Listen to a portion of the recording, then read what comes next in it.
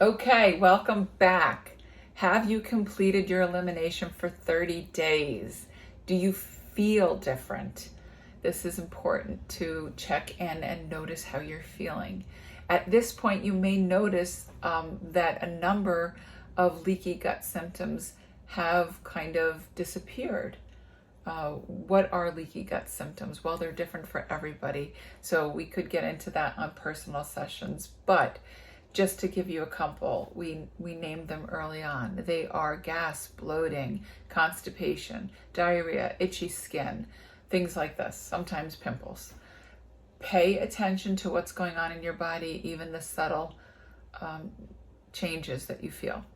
Now, as you start to reintroduce foods, you're going to do one food group at a time. I want you to be on the lookout for the following symptoms: headache, nausea, anxiety, cramping, fatigue, constipation, gas, bloating, dry skin, oily skin, muscle aches, tension, joint pain, brain fog. There are a number of symptoms that may even increase, such as regular seasonal allergies.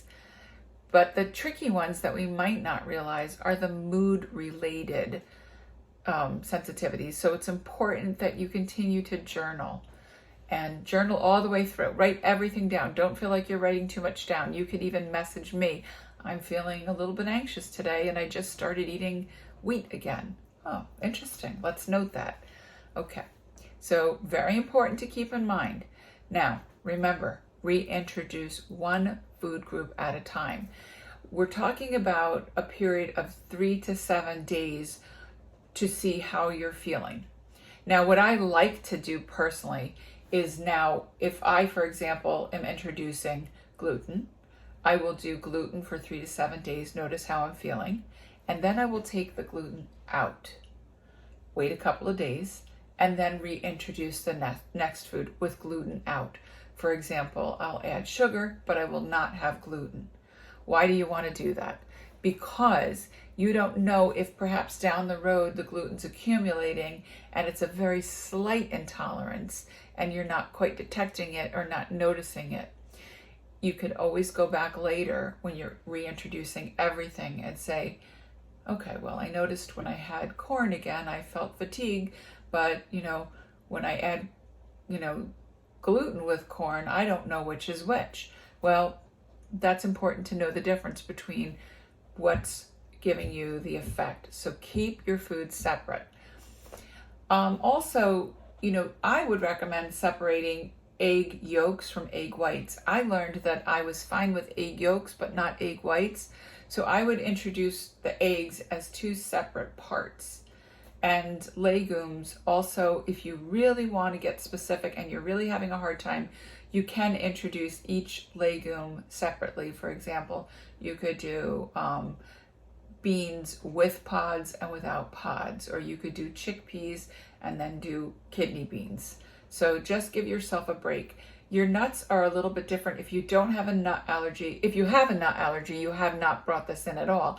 But some people might be fine with walnuts, but not be fine with other tree nuts, like cashews, for example. So separating your nuts is another way of keeping this really extra precise. And these really are important. You're putting a lot of time and effort into this. So really take the time now that you're reintroducing things to be very specific to the program. Again, questions, you can reach out to me. So there are some important things that you must know before you start adding food. Please add organic food.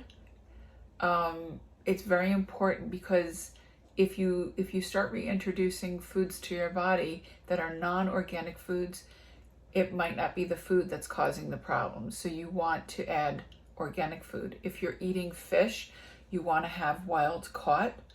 I always go for grass-fed beef. Wild grass-fed organic beef is the way to go.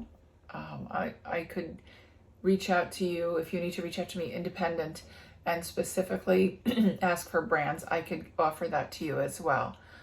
But use clean filtered water in addition, because if you're getting a source of water, perhaps tap water, you could have chlorine sensitivity.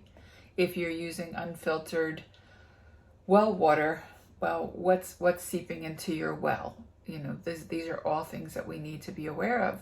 So be extra mindful to everything that goes into your body. And good luck to you. I'm wishing you very, very good energy going your way.